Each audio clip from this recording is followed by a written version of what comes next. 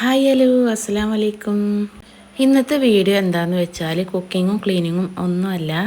ഞാൻ വണ്ടൂർ പോയിരുന്നു. വണ്ടൂർ ഞാൻ വേറൊരാവശ്യത്തിന് പോയതാണ്. ഈ വീഡിയോ എവിടെയെന്ന് വെച്ചാൽ വണ്ടൂർ SM ഹോസ്പിറ്റൽ കേട്ടിരിക്കണം. സുലൈമാൻ ഡോക്ടർ ഹോസ്പിറ്റൽ ആയുർവേദ ഹോസ്പിറ്റലാണ്. 10 വർഷങ്ങൾക്ക് മുമ്പ് 1 വർഷം ഞാനിവിടെ ജോലി ചെയ്തിരുന്നു. അത് ഇവിടെ അല്ല, പഴയ ഹോസ്പിറ്റലായിരുന്നു വരെ. എന്തായാലും ഈ ഹോസ്പിറ്റലിനെ കുറിച്ച് ഞാൻ കുറച്ച് കാര്യങ്ങൾ നിങ്ങളോട് പറയാം. ഞാനിപ്പോൾ നിൽക്കുന്നത് 2ാമത്തെ നിലയിലാണ് കേട്ടോ. ഇത് 3 നില കെട്ടിയിട്ടാണ് ഈ ഹോസ്പിറ്റൽ. ഫസ്റ്റത്തെ നിലയിൽ ഞാൻ കാണിച്ചു തന്നത് അവിടെയാണ് ഡോക്ടർ ഇരിക്കുന്നത്. ലാബ് കാര്യങ്ങളൊക്കെ താഴത്തെ നിലയിലാണ്. ഇത് 2ാമത്തെ നിലയാണ്.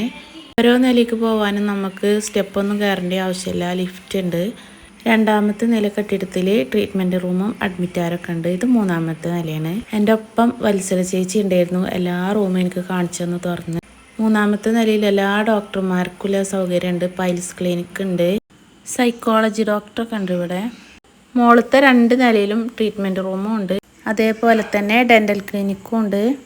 ഞാൻ അധികം വീഡിയോസൊന്നും എടുത്തിട്ടില്ല. ഞാൻ വീഡിയോ എടുക്കണമെന്നും കരുതിയിട്ടുമില്ല. ചെന്നപ്പോൾ വത്സലേച്ചി എല്ലാ റൂമും ഇങ്ങനെ കാണിച്ചു തന്നപ്പോൾ പെട്ടെന്ന് എടുക്കലുണ്ടായതാണ്. ഈ വീഡിയോയിൽ ഞാൻ അധികം കാര്യങ്ങളൊന്നും ഉൾപ്പെടുത്തിയിട്ടില്ല. ഒരു ട്രീറ്റ്മെൻറ്റ് റൂം ഞാൻ നിങ്ങൾക്കും കൂടി ഒന്ന് കാണിച്ചു തരാം. ഇവിടെയാണ് ടോയ്സിനും കാര്യങ്ങളൊക്കെ ഉള്ളത്. സ്റ്റീം ബാത്തൊക്കെ ഉണ്ട് ഇവിടെ. ഒരു ഉച്ച സമയമായിട്ടുണ്ടായിരുന്നു ഞാൻ അങ്ങോട്ട് പോയപ്പോൾ. അതുകൊണ്ടാണ് തിരക്കും കാര്യങ്ങളൊന്നും ഇല്ലാഞ്ഞത്. ഇതാണ് ഡെൻ്റൽ ക്ലിനിക്ക്.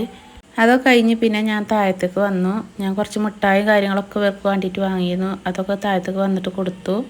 ഡോക്ടറെയും കൂടി ഒന്ന് കാണണം കരുതി കുറച്ച് സമയം നിന്നു. പക്ഷെ പേഷ്യൻ്റ് ഉണ്ടായിരുന്നു.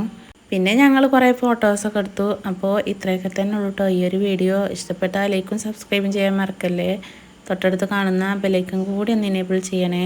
അപ്പോൾ ഇനി അടുത്തൊരു വീഡിയോ ആയിട്ട് കാണാം.